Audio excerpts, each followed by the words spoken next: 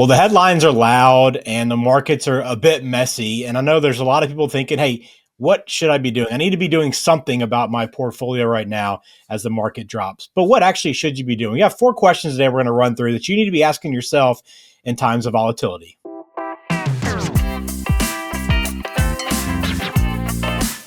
Welcome in. This is Legacy Beyond Wealth. Glad to have you on the channel. Once again, I'm Ben George, joined as always by Rob Shelton. And Rob, I know it's been a crazy couple of weeks. I know this year in general has been a bit up and down, but even more so at the beginning of April. I'm assuming you're getting a lot of questions and a lot of comments about what's happening right now. Yeah, it's interesting when you take a look at it. I think these are times to really take a sense and see if all the planning has come to fruition, if you will. And we do a lot on planning, and this is where the rubber meets the road, is during these times where volatility kicks in. And it's interesting. I would say we've only had one client that's called us really concerned about where things are at over the course of this volatility. And I think that goes to a lot of what we're doing on a regular basis, because we're always planning for the future. And downturns and volatility like this have to be part of the plan and part of the communication that we have with clients, so they can be prepared emotionally themselves for these types of events that take place out there. Yeah, I think it does speak to the planning that you do. And I think a lot of people in that situation, if you have a plan, you kind of know where you're headed and you're prepared. You know the market's going to drop at some point and you've thought through that and talked about what you're comfortable with. So I understand that. And that's why you do want to build a plan. So if you haven't done so, take the steps right now to begin that process. You can do so with Axio Wealth Management. Just go to axiowm.com. The link's in the description. Also, the phone number's in the show notes as well. So make sure you check that out. But I want to kind of dive into this a little bit and talk about, I know that natural instinct is kind of react impulsively, right? Oh my gosh, I need to do something right now because all I see is my portfolio dropping in value every day. But I want to talk about four questions here, Rob, to kind of work through. And I think the first one is kind of that gut check, right? Yeah. When is the last time that I actually looked at my plan and made sure it actually fit what I'm trying to do? And I think that's a major question to be able to. That's the first one. I think that's where, if we're not adequately prepared for an event, it's going to be that gut check. So if you're feeling, squeamish and you feel like you're on the roller coaster ride and it's a little too steep of a roller coaster ride, this gut check is great. And I think part of that is where people maybe be misaligned a little bit, is because it's been some time since they've met with their financial professional. I'm grateful that we meet with our clients on a regular basis. And so we're always talking about how do we update things based upon changes that are taking place in your life. But if you've had some things that have changed in your life and you haven't updated your plan, that might be a big gut check for you. I think the other thing I like about the gut check is really checking into our cash position, because that's what cash is for. It's there to be able to provide that sense of security when everything else is volatile. And so we call that cash account like a buffer account. It's the one that allows us to take a deep breath and go, you know what? I don't need to pull money out of my investments today to live on, because I have money that I've already set aside that's going to buy me some time for when those markets are going to come back. And I think those that don't have that type of a buffer account, the anxiety really goes up, because they go, oh my gosh, if I need this money to live on today, it just went down, right? But that patience is so critical to be able to have. So, the reason we call it a buffer account is when the market goes down, it provides this buffer or this cushioning for you to be able to absorb some of that volatility and buy time to be patient, to wait for those markets to come back. Yeah, because really, if your goals haven't changed, there's really not any need to be taking much action, right? I mean, it's great. There's a lot of noise, and nobody's comfortable with seeing the market do what it's done the last few weeks. But really, if your goals are the same, you're just kind of staying the course. Yeah, and I think sometimes that's a little unique for a financial advisor. When a client first comes on and they've worked with maybe another professional that's out there, sometimes they're a little hesitant to talk to us about cash. And every meeting we're talking about, where's that buffer account at? That's your safety net. That's the thing we want to always be checking. If you think about going parachuting, we want to check that parachute 3 or 4 times before, we're forced to have to be able to use it. And it's one of those where you hope you don't have to, but when it comes out, boy, you're sure grateful for it. So other times other advisors ask about cash positions, and clients are like, wait, are they going to try to take all that money and put it into an investment product or something of that nature? And for us, it's a little bit of the opposite. I can think of a client this last year who had some big financial goals for this year. So last year when the markets were up, we asked, he says, hey, I'm going to look at spending X amount of money this next year. We said, great. Let's put that into the buffered account, because if you look at spending money in the next 3 years, it probably should not be in the market. That's where people get misaligned and that nervousness kicks in, is because they have money that's needed in the next 3 years and they're seeing that volatility go. And that's directly tied to their dreams of what they're trying to accomplish with that money. Yeah, that's a good point. All right, so the first thing, kind of have that gut check. Just kind of take note of where you are and where you stand, and where you're headed to. The next thing is Yeah. kind of having a real conversation about risk, right? Because you got to kind of ask Yeah. yourself, hey, am I still aligned with my risk tolerances? And these are the times that really test how comfortable you truly are, doesn't it? It, Amen. And I've probably used this example before about skinny jeans. So whenever we talk about risk and risk tolerance, it takes me back to when my brother was going to school back at Virginia. The fashion trends back there typically to be about a year or two ahead of us in the West.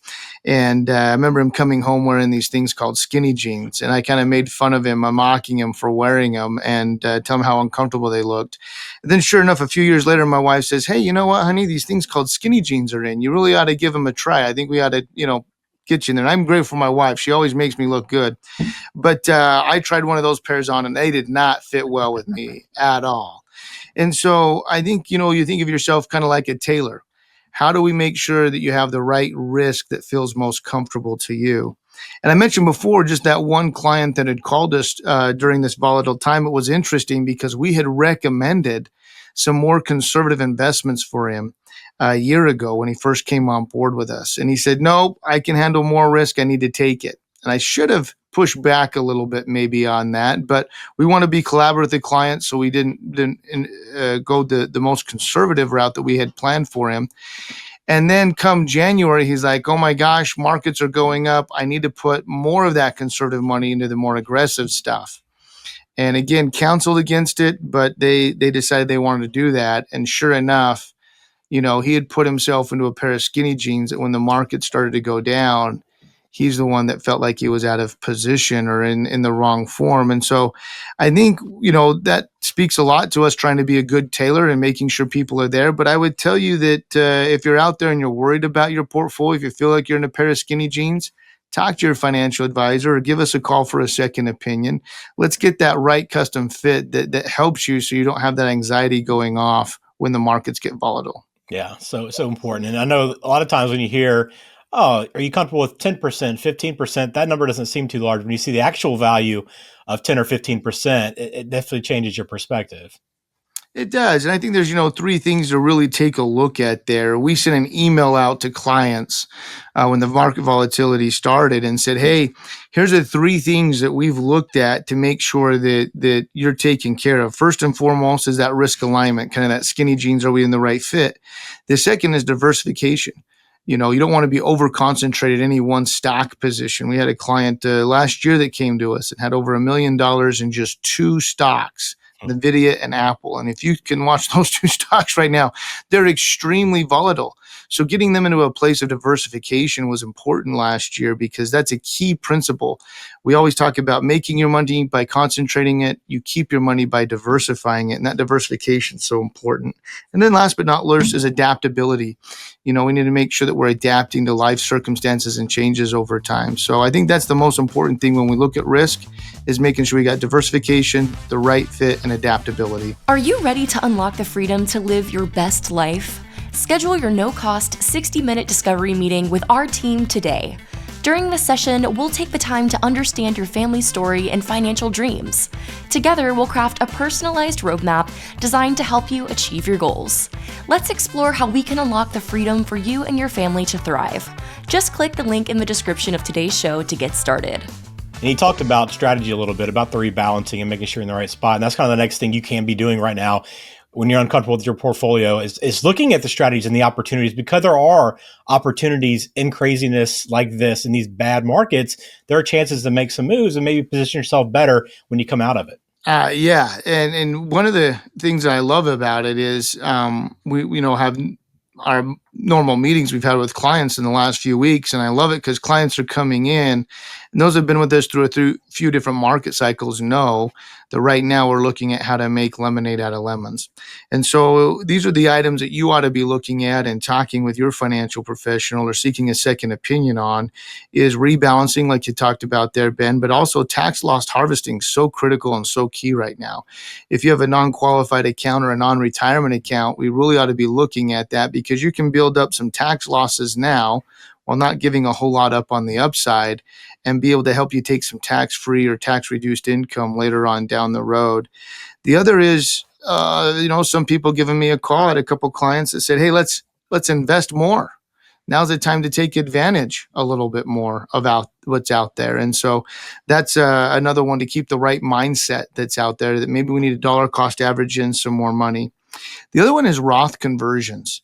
If you've got an IRA that's fairly large, that might be something to take a look at. And then last but not least, if you've got a really big estate, sometimes it might make sense to look at some gifting strategies to reduce that estate. And when the stock's down, that's a good opportunity to take advantage of those. So those are some of the strategies I think are important to have the right mindset of, okay, I can't control the market, but what I can control is how do I take advantage of what cards are dealt me.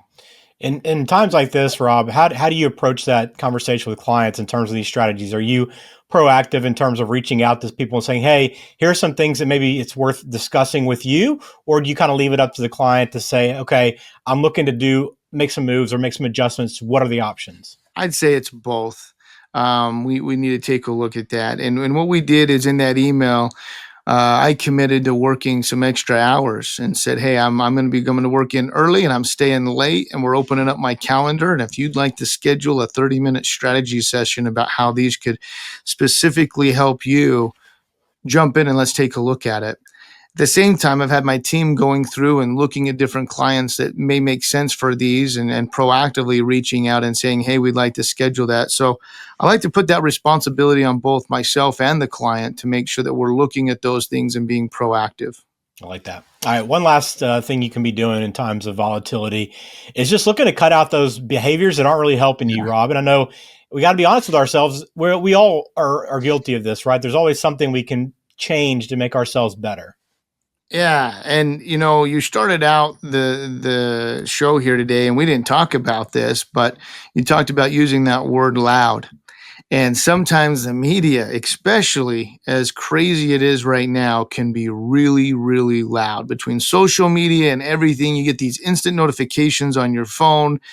Things can really take your attention. And so in our email, I just want to read a little bit about what we put in there, Ben, if that's okay. Yeah, go for it. We said our job is to focus on what matters most, not what is the loudest.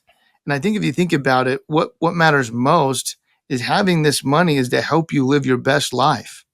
So really, it's not about having a certain dollar amount or maintaining a certain balance. It's about how do we have these assets work for you to be able to live your best life. And when you look at that at being the focus, and then we go back and look at the plan, and you can see how that helps you live your best life, boy, that provides a lot of comfort that's out there. And the media is not going to talk about that. I mean, they want to be able to make sure they're out there pushing out things that you're going to click on and read, and things of that nature. So when you can take a step back and kind of quiet those things and listen to what matters most, which is really your plan and how it works and functions, that's so critical. And the last thing I'll say on that is to ask yourself this question: are you controlling your money, or is your money controlling you? And I think that's really important as you take a look at it. Money has a way of doing crazy things with us psychologically, because we all work so hard for our money. And sometimes we see a reduction in a market value. That's hard because that represents real time and energy and effort that was put in there, and that shouldn't be minimized. But at the same time, we have to focus on how do we control it by building up buffer accounts and having the right diversification and strategies in place, that volatility actually allows us to live our best life when it's structured in the right way. So how do we get that to be in that control of that versus it controlling us? Yeah, that's a great place to end, kind of a good final thought to close out today's conversation. And if you have questions, look, now's a great time to take advantage of the 60-minute discovery call that the team offers at Axio Wealth. If you aren't sure about where you stand, how you're invested, maybe if you're doing the best you can to maximize your dollars that you have and to put them to work for you so that your money is not controlling you down the road, now is a great time. The link's in the description to schedule a time. You can get on Rob's calendar, find a time that works for you, and go ahead and schedule that call. But now is a good time as any, right, Rob? I know when people are worried, I mean, maybe they're a little more inclined to reach out to you, but these kind of moments are a great time to begin that conversation. It's a good reminder, but I would say that it's always important to remember, we carry an umbrella in our cars usually for a reason. It's not when it's raining outside that usually that comes most in handy. It's when it's sunny outside and we get caught off guard. So put those umbrellas in the car, even during the sunny times as well. It's important to always have these conversations so we're well prepared. Absolutely. All right. Well, thank you for watching this episode of Legacy Beyond Wealth. Please subscribe to the show if you haven't done so yet as well. We appreciate that support, and we'll talk to you again soon. Thanks, Ben.